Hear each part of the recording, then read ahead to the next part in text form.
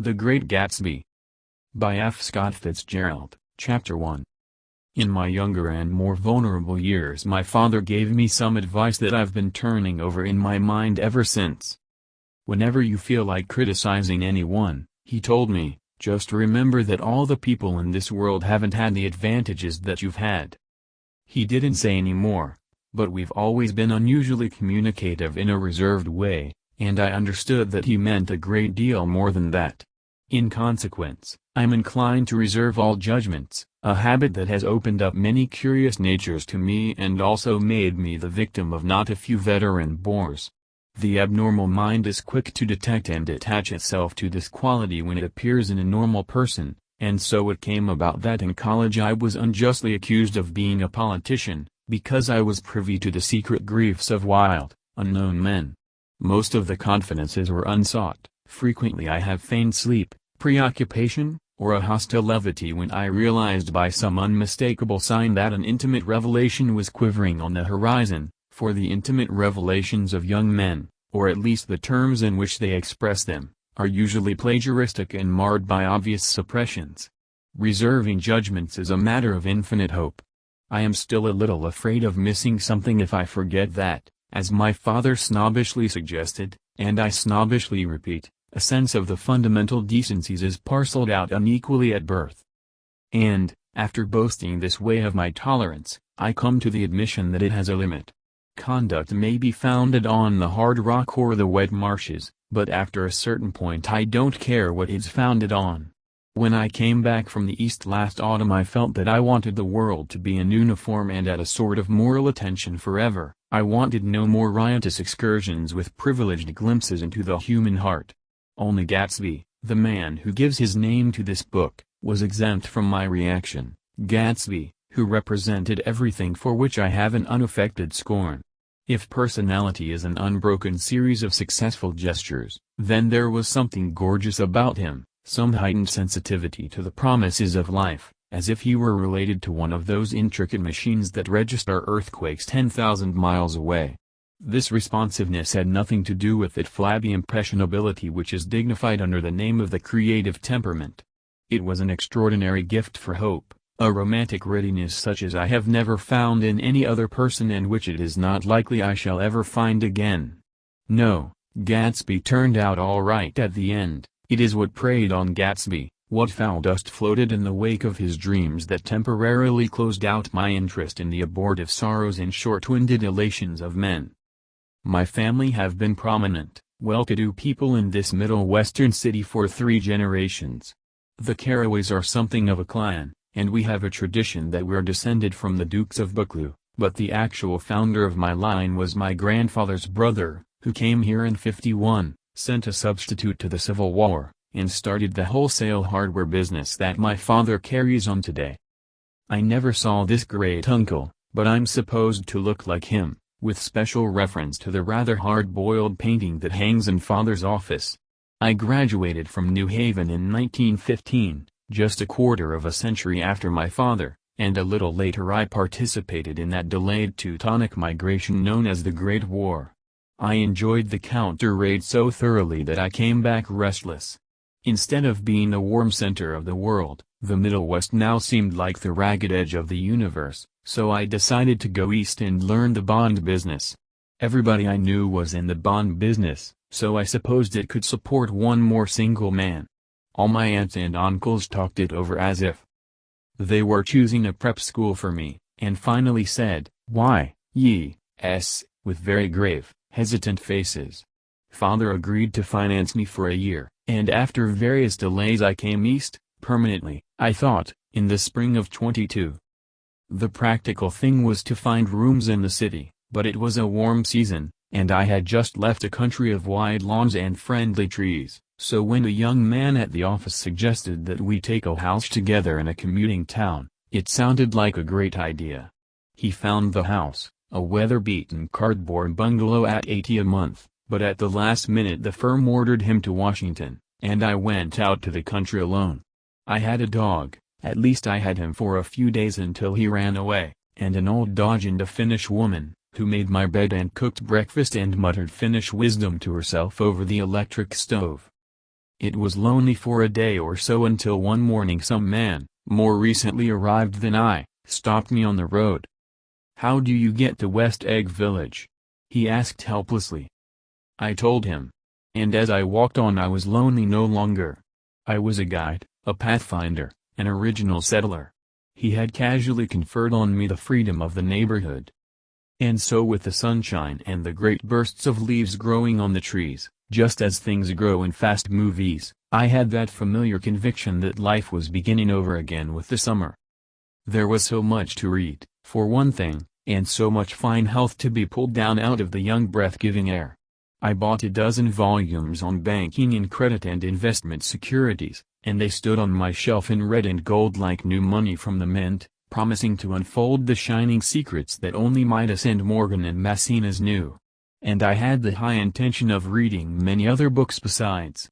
I was rather literary in college. One year I wrote a series of very solemn and obvious editorials for the Yale News.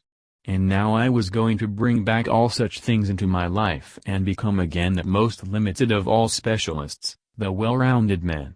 This isn't just an epigram. Life is much more successfully looked at from a single window, after all. It was a matter of chance that I should have rented a house in one of the strangest communities in North America. It was on that slender riotous island which extends itself due east of New York, and where there are, among other natural curiosities, two unusual formations of land. 20 miles from the city a pair of enormous eggs, identical in contour and separated only by a courtesy bay, jut out into the most domesticated body of salt water in the Western Hemisphere, the great wet barnyard of Long Island Sound. They are not perfect ovals, like the egg in the Columbus story, they are both crushed flat at the contact end, but their physical resemblance must be a source of perpetual confusion to the gulls that fly overhead. To the wingless a more arresting phenomenon is their dissimilarity in every particular except shape and size. I lived at West Egg, the less fashionable of the two, though this is a most superficial tag to express the bizarre and not a little sinister contrast between them. My house was at the very tip of the egg, only 50 yards from the Sound, and squeezed between two huge places that rented for $12,000 or $15,000 a season. The one on my right was a colossal affair by any standard, it was a factual imitation of some hotel de ville in Normandy, with a tower on one side, spanking new under a thin beard of raw ivy, and a marble swimming pool, and more than 40 acres of lawn and garden. It was Gatsby's mansion. Or, rather, as I didn't know Mr. Gatsby, it was a mansion inhabited by a gentleman of that name. My own house was an eyesore, but it was a small eyesore, and it had been overlooked, so I had a view of the water, a partial view of my neighbor's lawn, and the consoling proximity of millionaires, all for $80 a month.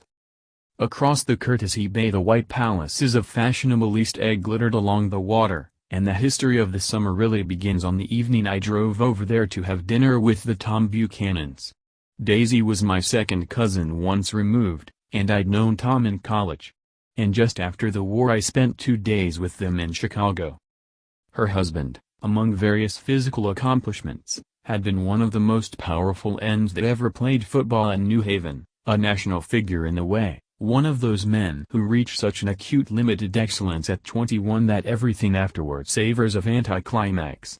His family were enormously wealthy, even in college his freedom with money was a matter for reproach, but now he'd left Chicago and come east in a fashion that rather took your breath away. For instance, he'd brought down a string of polo ponies from Lake Forest.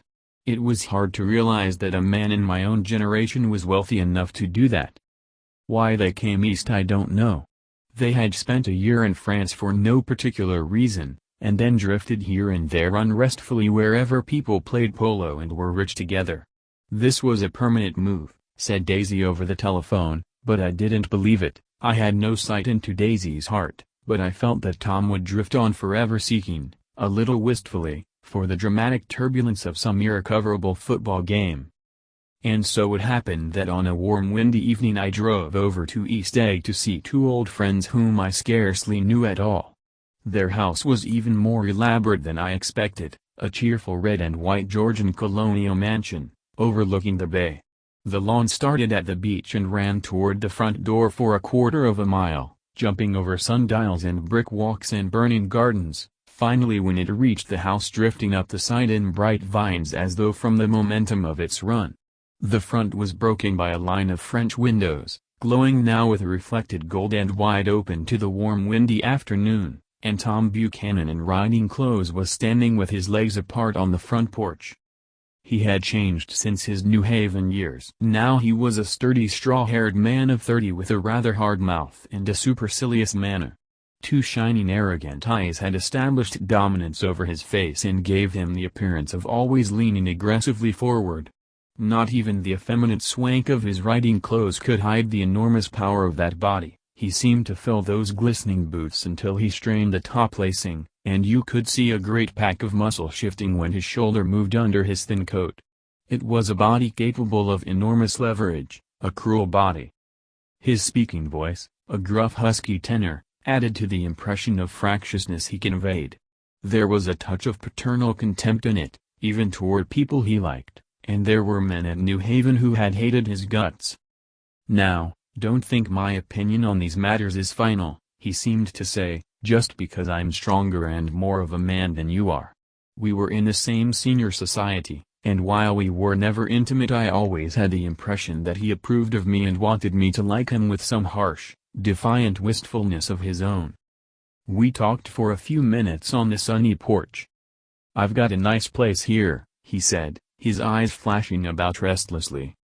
Turning me around by one arm, he moved a broad flat hand along the front vista, including in its sweep a sunken Italian garden, a half-acre of deep, pungent roses, and a snub-nosed motor-boat that bumped the tide offshore.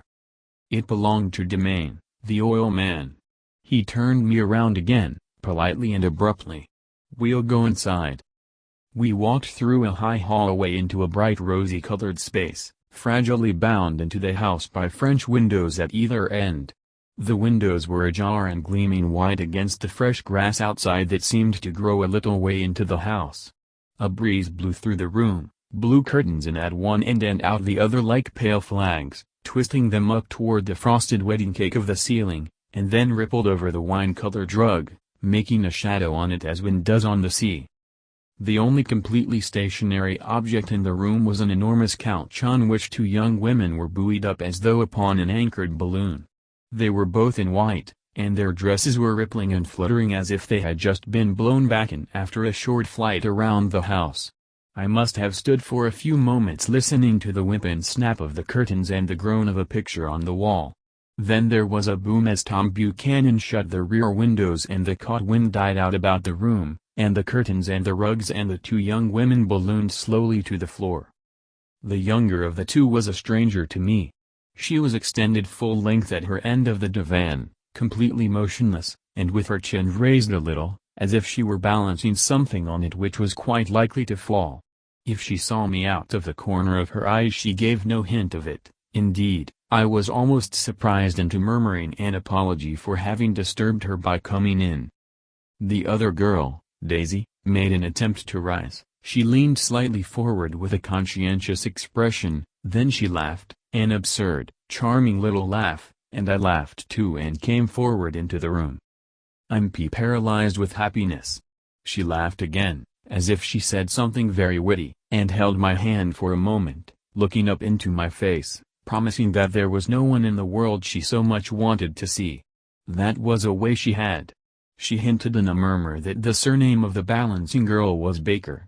I've heard it said that Daisy's murmur was only to make people lean toward her, an irrelevant criticism that made it no less charming. At any rate, Miss Baker's lips fluttered, she nodded at me almost imperceptibly, and then quickly tipped her head back again. The object she was balancing had obviously tottered a little and given her something of a fright. Again a sort of apology arose to my lips. Almost any exhibition of complete self-sufficiency draws a stunned tribute from me. I looked back at my cousin, who began to ask me questions in her low, thrilling voice. It was the kind of voice that the ear follows up and down, as if each speech is an arrangement of notes that will never be played again.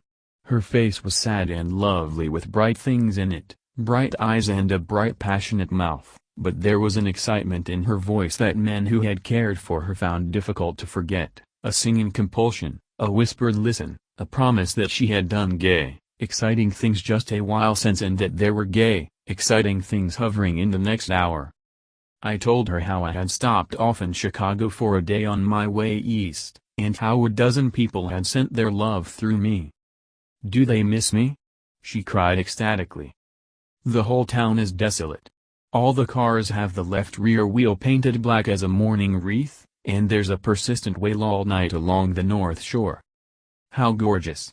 Let's go back, Tom. Tomorrow." Then she added irrelevantly, "You ought to see the baby." "I'd like to." "She's asleep. She's 3 years old. Haven't you ever seen her?" "Never." "Well, you ought to see her. She's—" Tom Buchanan, who had been hovering restlessly about the room, stopped and rested his hand on my shoulder. "What you doing, Nick?" "I'm a bondman." "Who with?" I told him. "Never heard of them," he remarked decisively. This annoyed me. "You will," I answered shortly. "You will if you stay in the East." "Oh, I'll stay in the East, don't you worry," he said, glancing at Daisy and then back at me, as if he were alert for something more. "I'd be a goddamned fool to live anywhere else." At this point Miss Baker said, "Absolutely." With such suddenness that I started. It was the first word she uttered since I came into the room. Evidently it surprised her as much as it did me, for she yawned and with a series of rapid, deft movements stood up into the room. "I'm stiff," she complained. "I've been lying on that sofa for as long as I can remember." "Don't look at me," Daisy retorted. "I've been trying to get you to New York all afternoon." "No, thanks," said Miss Baker to the 4 cocktails just in from the pantry. "I'm absolutely in training." Her host looked at her incredulously. "You are?" He took down his drink as if it were a drop in the bottom of a glass. "How you ever get anything done is beyond me." I looked at Miss Baker, wondering what it was she got done. I enjoyed looking at her. She was a slender, small-breasted girl, with an erect carriage, which she accentuated by throwing her body backward at Thesselders like a young cadet. Her gray sun-strained eyes looked back at me with polite reciprocal curiosity out of a wan, charming, discontented face. It occurred to me now that I had seen her, or a picture of her, somewhere before. "You live in West Egg," she remarked contemptuously. "I know somebody there." "I don't know a single." "You must know Gatsby." "Gatsby?" demanded Daisy. "What Gatsby?" Before I could reply that he was my neighbor, dinner was announced. Wedging his tense arm imperatively under mine, Tom Buchanan compelled me from the room as though he were moving a checker to another square. Slenderly, languidly, their hands set lightly on their hips, the 2 young women preceded us out onto a rosy-colored porch, open toward the sunset, where 4 candles flickered on the table in the diminished wind. "Why candles?" objected Daisy, frowning. She snapped them out with her fingers. "In 2 weeks it'll be the longest day in the year." She looked at us all radiantly. "Do you always watch for the longest day of the year and then miss it?" "I always watch for the longest day in the year and then miss it." "We ought to plan something," yawned Miss Baker, sitting down at the table as if she were getting into bed. "All right," said Daisy. "What'll we plan?" She turned to me helplessly. "What do people plan?" Before I could answer, her eyes fastened with an odd expression on her little finger. "Look," she complained, "I hurt it." We all looked. The knuckle was black and blue. "You did it, Tom," she said accusingly. "I know you didn't mean to, but you did do it. That's what I get for marrying a brute of a man, a great, big, hulking physical specimen of a—" "I hate that word hulking," objected Tom crossly, "even in kidding." "Hulking," insisted Daisy. Sometimes she and Miss Baker talked at once, unobtrusively and with a bantering inconsequence that was never quite chatter, that was as cool as their white dresses and their impersonal eyes and the absence of all desire. They were here, and they accepted Tom and me, making only a polite pleasant effort to entertain or to be entertained. They knew that presently dinner would be over and a little later the evening too would be over and casually put away. It was sharply different from the West, where an evening was hurried from phase to phase toward its close, in a continually disappointed anticipation or else in sheer nervous dread of the moment itself. "You make me feel uncivilized, Daisy," I confessed on my second glass of corky but rather impressive claret.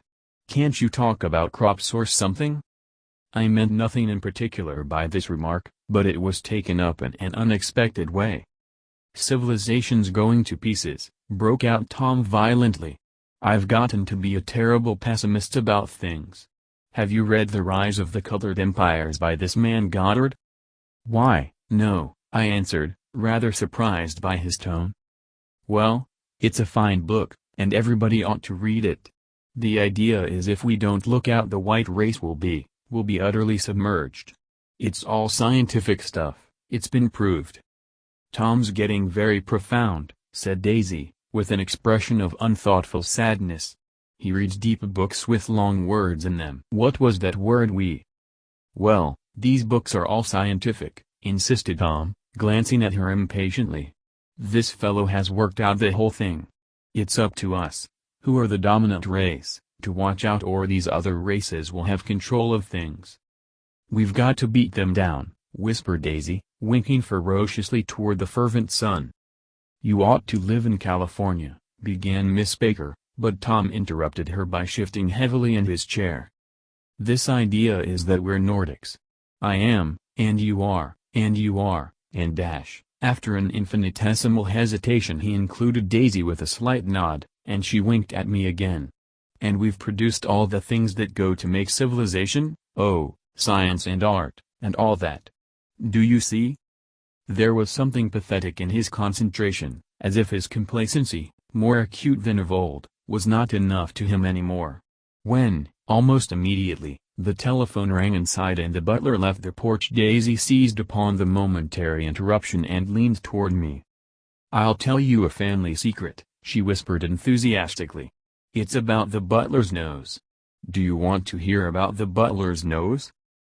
That's why I came over tonight. Well, he wasn't always a butler. He used to be the silver polisher for some people in New York that had a silver service for 200 people.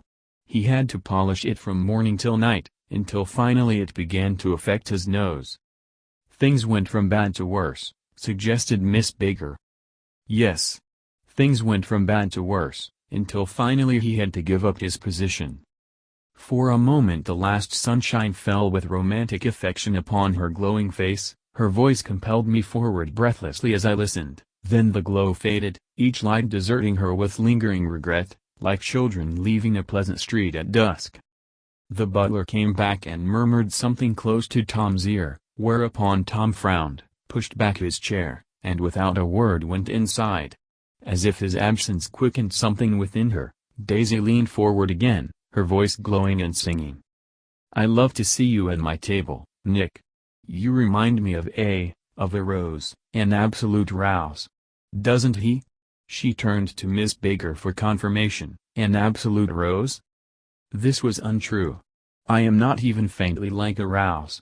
She was only extemporizing, but a stirring warmth flowed from her, as if her heart was trying to come out to you concealed in one of those breathless, thrilling words. Then suddenly she threw her napkin on the table and excused herself and went into the house. Miss Baker and I exchanged a short glance consciously devoid of meaning. I was about to speak when she sat up alertly and said "sh" in a warning voice. A subdued impassioned murmur was audible in the room beyond, and Miss Baker leaned forward unashamed, trying to hear. The murmur trembled on the verge of coherence, sank down, mounted excitedly, and then ceased altogether. "This Mr. Gatsby you spoke of is my neighbor Dash," I said. "Don't talk. I want to hear what happens." "Is something happening?" I inquired innocently. "You mean to say you don't know?" said Miss Baker, honestly surprised. "I thought everybody knew." "I don't." "Why Dash," she said hesitantly, "Tom's got some woman in New York." "Got some woman?" I repeated blankly. Miss Baker nodded. She might have the decency not to telephone him at dinner time. Don't you think? Almost before I had grasped her meaning there was the flutter of a dress and the crunch of leather boots, and Tom and Daisy were back at the table. "It couldn't be helped," cried Daisy with tense gaiety. She sat down, glanced searchingly at Miss Baker and then at me, and continued, "I looked outdoors for a minute, and it's very romantic outdoors. There's a bird on the lawn that I think must be a nightingale come over on the Cunard or White Star Line. He's singing away dash." Her voice sang. "It's romantic, isn't it, Tom?" "Very romantic," he said, and then miserably to me, "If it's light enough after dinner, I want to take you down to the stables." The telephone rang inside, startlingly, and as Daisy shook her head decisively at Tom the subject of the stables, in fact all subjects, vanished into air. Among the broken fragments of the last 5 minutes at table I remember the candles being lit again, pointlessly, and I was conscious of wanting to look squarely at everyone, and yet to avoid all eyes. I couldn't guess what Daisy and Tom were thinking, but I doubt if even Miss Baker, who seemed to have mastered a certain hearty skepticism, was able utterly to put this fifth guest's shrill metallic urgency out of mind. To a certain temperament the situation might have seemed intriguing. My own instinct was to telephone immediately for the police. The horses, needless to say, were not mentioned again. Tom and Miss Baker, with several feet of twilight between them, strolled back into the library, as if to a vigil beside a perfectly tangible body, while, trying to look pleasantly interested and a little deaf, I followed Daisy around a chain of connecting verandas to the porch in front. In its deep gloom we sat down side by side on a wicker settee. Daisy took her face in her hands as if feeling its lovely shape, and her eyes moved gradually out into the velvet dusk. I saw that turbulent emotions possessed her, so I asked what I thought would be some sedative questions about her little girl. "We don't know each other very well, Nick," she said suddenly. "Even if we are cousins. You didn't come to my wedding. I wasn't back from the war." "That's true." She hesitated. "Well, I've had a very bad time, Nick, and I'm pretty cynical about everything." Evidently she had reason to be. I waited but she didn't say any more, and after a moment I returned rather feebly to the subject of her daughter. "I suppose she talks, and eats, and everything." "Oh, yes." She looked at me absently. "Listen, Nick, let me tell you what I said when she was born. Would you like to hear?" "Very much. It'll show you how I've gotten to feel about things. Well, she was less than an hour old and Tom was God knows where. I woke up out of the ether with an utterly abandoned feeling, and asked the nurse right away if it was a boy or a girl. She told me it was a girl, and so I turned my head away and wept. "All right," I said, "I'm glad it's a girl.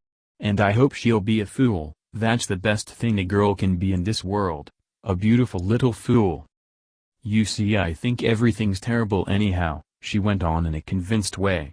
"Everybody thinks so, the most advanced people. And I know. I've been everywhere and seen everything and done everything."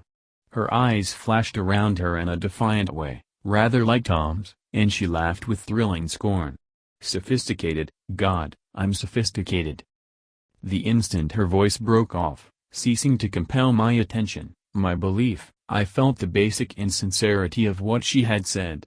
It made me uneasy, as though the whole evening had been a trick of some sort to exact a contributory emotion from me.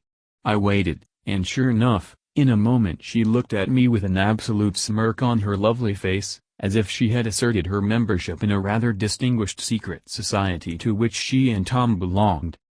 Inside, the Crimson Room bloomed with light. Tom and Miss Baker sat at either end of the long couch and she read aloud to him from the Saturday Evening Post. The words, murmurous and uninflected, running together in a soothing tune. The lamplight, bright on his boots and dull on the autumn leaf yellow of her hair, glinted along the paper as she turned a page with a flutter of slender muscles in her arms. When we came in she held us silent for a moment with a lifted hand. "To be continued," she said, tossing the magazine on the table, "in our very next issue." Her body asserted itself with a restless movement of her knee, and she stood up. 10 o'clock, she remarked, apparently finding the time on the ceiling. "Time for this good girl to go to bed.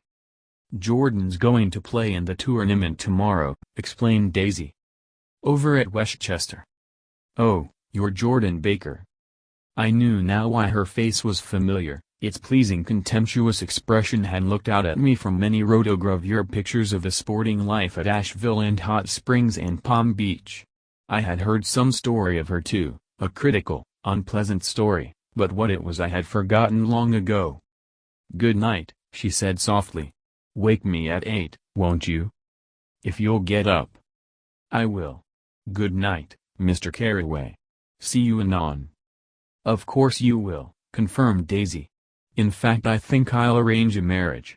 Come over often, Nick, and I'll fling you together. You know, lock you up accidentally in linen closets and push you out to sea in a boat, and all that sort of thing." "Good night," called Miss Baker from the stairs. "I haven't heard a word." "She's a nice girl," said Tom after a moment. "They oughtn't to let her run around the country this way." "Who oughtn't to?"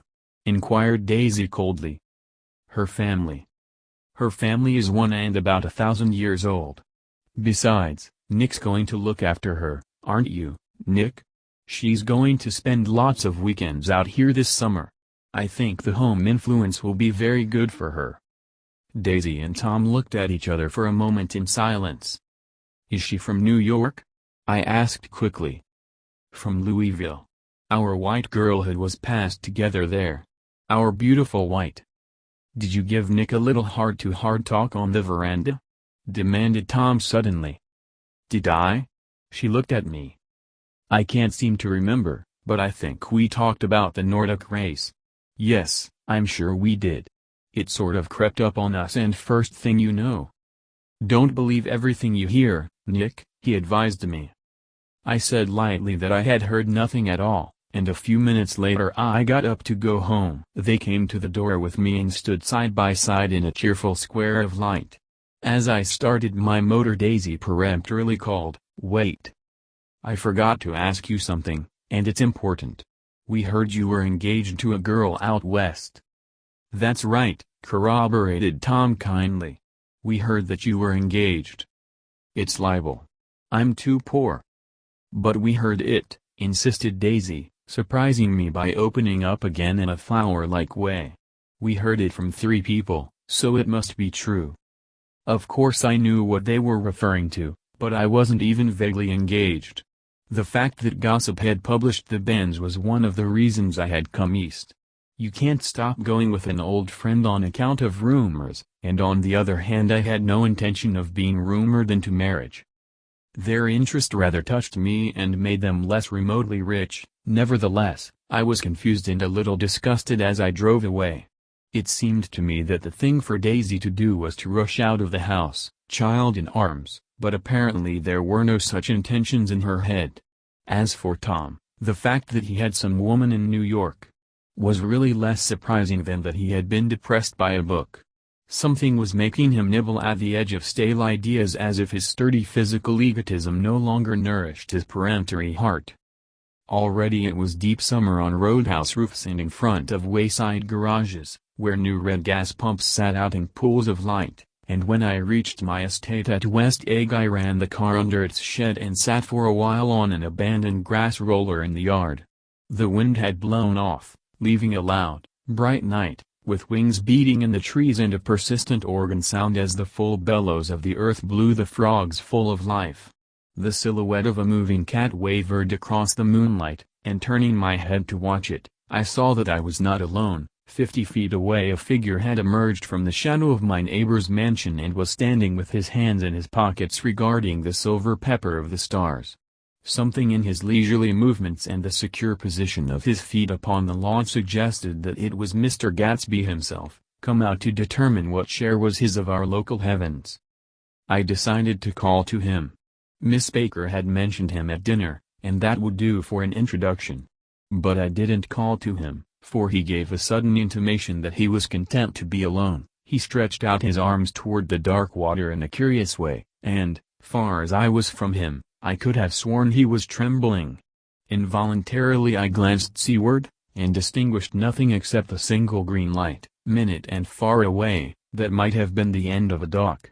When I looked once more for Gatsby, he had vanished, and I was alone again in the unquiet darkness, and I was alone again in the unquiet darkness, and I was alone again in the unquiet darkness, and I was alone again in the unquiet darkness, and I was alone.